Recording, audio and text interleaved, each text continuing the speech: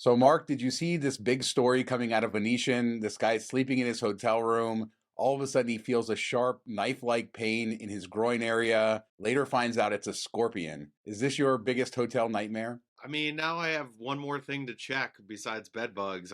Need to bring like a black light and turn out the light, but then you're gonna see all the other stains and stuff. So I don't even know if I want to check for scorpions. Maybe you just take the sting and the balls and move on. I don't know. The funny thing was, the reporter looked like he absolutely didn't want to say this on TV. And then at one point, the guy said he saw the scorpion hanging on his. And then, of course, I filled in the blank. He said just on his underwear, but you get the rest. Yeah, it was a great story. Yeah, my favorite comment on the YouTube like video of it was, and he had the balls to share the story. We can never stop talking about F1. This is just a year-round thing we have to talk about. But specifically this week, F1 is putting tickets on sale for the 2024 race. And good news for the poor people, they lowered prices, added more grandstands. This is going to solve everything. Cheaper tickets starting at $150 for practice and going up from there. Yeah, it seems like they definitely listened to all the complaints last year, at least in pricing. You know, we didn't see anything near this last time around. It was like thousands of dollars for everything and grandstands. And now they're like, hey, let's add some standing room only, some affordable tickets to, people back in the cheap seats and, get this place filled, get the environment, the atmosphere up. And I think that will help. Also, we've talked about how the lower end casinos don't get people for F1 or struggle during F1. These tickets might bring in those extra people. It sounds like 7,000 more tickets than last year. So that's pretty cool. Yeah, and those cheaper tickets, 600 for 3 days, and then they've added other like parties and grandstands. They added this new thing called 3 of a kind, which gives you a different vantage point for each of the days. So that's kind of an interesting thing. I think that starts at 2,100. Still tons of expensive clubs and stuff like that. Caesar's Palace adding their own grandstands as well. Maybe a maturation of everything. It's been interesting because the local media has been all over this F1 like destroyed everybody's lives story. We see article after article, Strat this week, people's apartment buildings saying it ruined their lives. So the media keeps piling on this. Time to move on, I think, from what last year's race did, and let's just see if they can make it better this year. I think that's everybody's goal. It seems like, F1 is on board with that. And then we've heard the casino people come out and say, we need to do a better job for the rest of the city, and the small business owners have had their say too. So hopefully they figure it out. I'm sure it won't be perfect. Probably take another year. This will be a lot smoother, and then maybe year 3 or 4, they really get it dialed in. So Spiegelworld has been building their new theater at Linq for a while. It's in the old sportsbook complex, which is upstairs. And I love looking at old pictures of this sportsbook complex because it just looks, circa 1980 or something, the big TVs and everything else. But it is now a showroom and a restaurant. I think July 27th will be the first performance. Remember Spiegelworld, who owns Absinthe, they closed Opium at Cosmo. So a lot of shifting going around, but this will be a new show. Wednesdays through Sundays, 7 and 9:30 p.m. performances. Looks really nice. Wishing them the best. Yeah, I've never actually seen the sports book. I never went in there when it was Imperial Palace, and I never went upstairs to check that out. It's kind of like an afterthought because it's kind of out of the way and all that stuff. I mean, I'll go upstairs for Hash House, but that's pretty much the gist of where I've gone going up there. So cool to see them repurpose that area and come out with something. What they spent like $40 million on this, so it's a big investment, a lot of risk involved. Hopefully it's really successful. The ticket prices don't seem too bad. Hopefully it's a good show. I believe the bar that they're building there will have access from the strip, and then, like I said, a restaurant and the show, so similar to what they've done there. Now that they're done with Discoshow, maybe they can head out to Nipton and start working on the Circus Town so we can get some cool stuff out there. Yes, much needed. Open the bar at least, so we can stop on our way to the beautiful Laughlin. At least they have the thrift store, so something for next time. As a reminder, we have our Patreon going.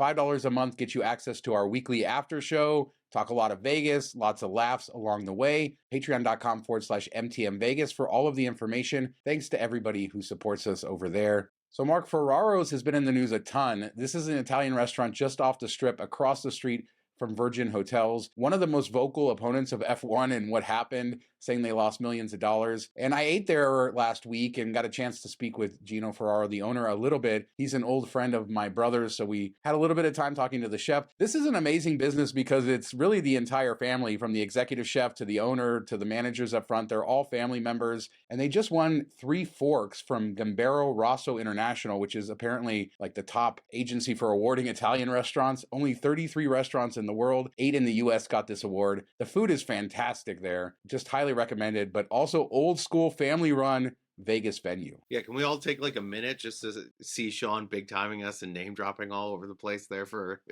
a good 20 seconds? Really? I don't know them. I said my brother knows. I didn't even know he knew them that well. I know he's eaten there a lot over the years, but apparently he knows the family really well. But they are a very nice family, and they run it like that. You know, it's cool to see. Like the chef comes out and he's a Ferraro, and everybody working front of house Ferraros, and the owners walking around. You don't see that very often anymore. No, you really don't. And, it's a rarity. And no matter where you are, and much less Vegas, but you don't see families growing up in the business anymore like you used to. And I love Italian food, so I'll definitely have to check it out. Another place, kind of like, we talked about Golden Steer a couple episodes ago, a mainstay there, off the strip a bit, and kind of the way that you can break off from doing the same casino thing over and over again. So I like that we have this option out there. How was the prices compared to on strip? Was it a little bit cheaper, about the same? What would you say? This place isn't cheap, so you're definitely paying strip level prices. They've said that they've been super busy since the Super Bowl and beyond, which is really nice.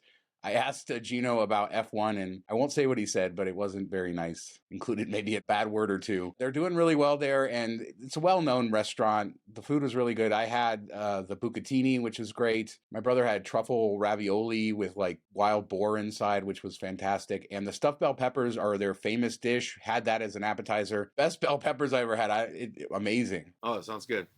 Now we have to check it out. That's our next time I'm in town. That's where we're going to go. Sounds good. We should also go to Spongebob because apparently nobody's going to this new ride. Sorry to cover this ride for 3 shows in a row, but it's just happening so fast over at Circus Circus. Apparently the $20 a ride thing didn't work out so well, so they've already lowered the price to $12.98 for 1 ride, or you can get 2 rides for $19.48. People were saying it was sitting empty, I guess, after the first day, and I still think they should just put it in the park, or like we said, at least do a cheaper add-on. So deals coming, I'm sure, but the price is already lower if people had this on their radar. Yeah, I think $12 is a bit more, maybe we can get it down to 10. $12.98 and $19.40. It's weird amounts. I don't understand what they're thinking there. Maybe with tax included, I don't know. Just make it $10 and $15 for 2 rides, or add it to the price of the wristband and call it a day and move on. Maybe you'll get people in there just for that. I don't know. We'll see how it plays out, but hopefully it does well. I know they invested quite a bit, so you would have liked to see them run a little bit longer than a day or two with people interested in checking it out at the higher price. They need some of those Fontainebleau customers who have all the money to come over, but unfortunately I don't think that they're rushing to get in a SpongeBob ride. You got to deal with the customers that you have, but this is nice to see Circus Circus. Hopefully they'll get it figured out.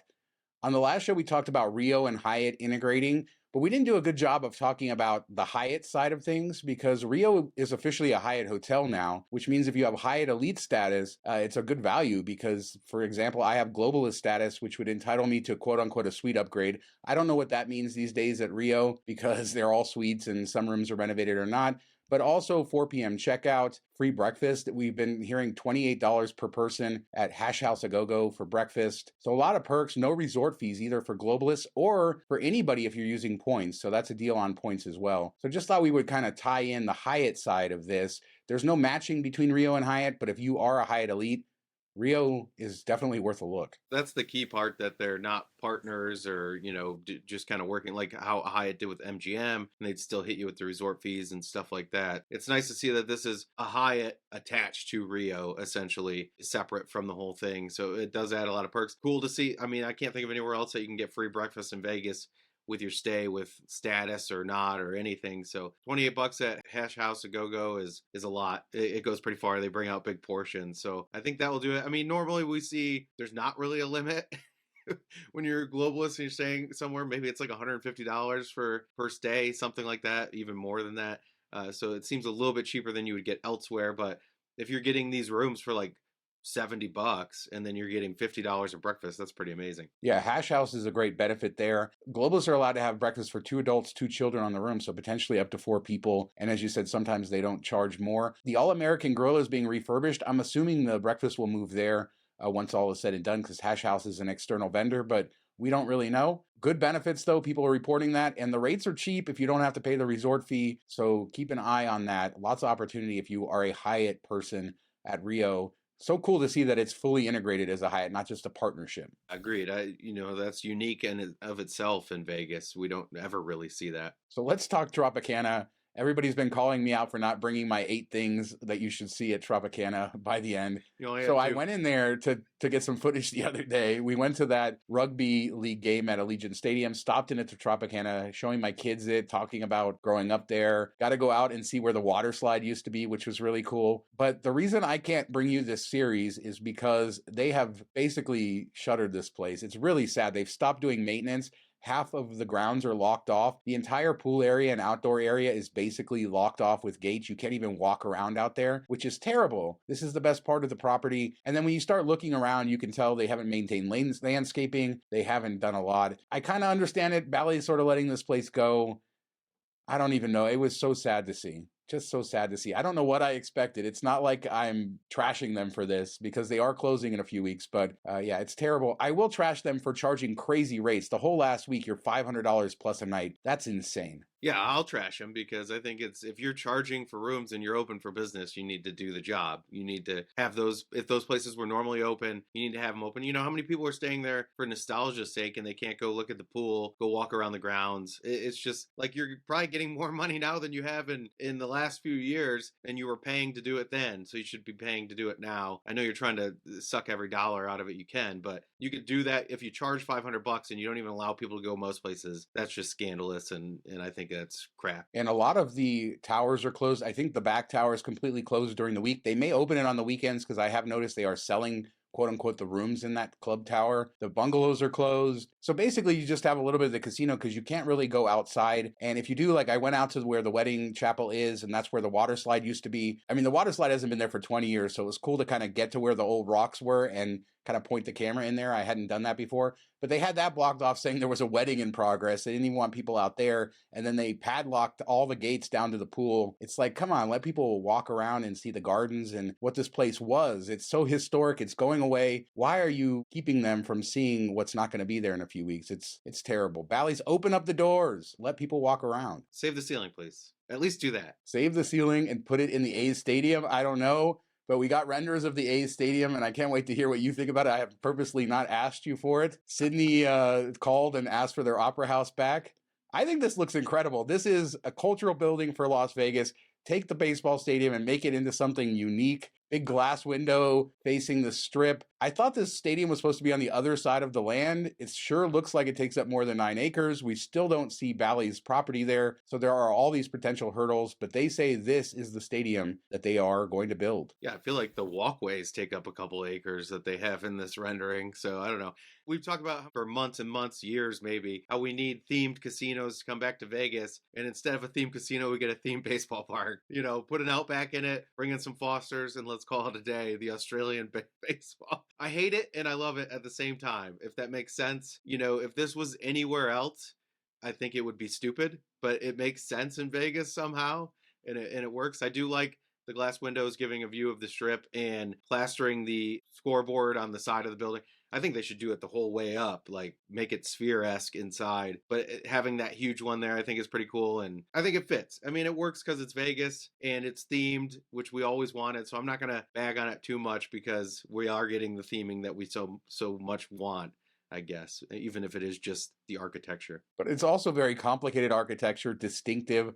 I get that it looks like the City Opera House, but that's one of the most famous buildings in the world. And, you know, it sits on a corner across from a pyramid and a castle and the New York skyline and a giant lion. So I feel like it's Las Vegas, so it fits in that way, even though it may clash with all of that other stuff. I think it's great. They tried to do something unique and special, and they did.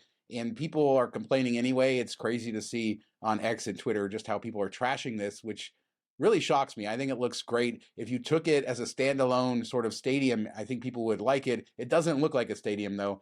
For people's records, 33,000 seats, so this will make it the smallest Major League Baseball stadium. They still say they're planning to move in 2028. And that video screen, 18,000 square feet, it's going to be the largest in Major League Baseball. As you said, it's very sphere-esque in the way that it goes up. It doesn't completely cover everything, but unique. And I don't think I've ever seen anything like that in a stadium. Yeah, I mean, and if you're in the middle of the desert, why wouldn't you want sailboat sails as kind of your building?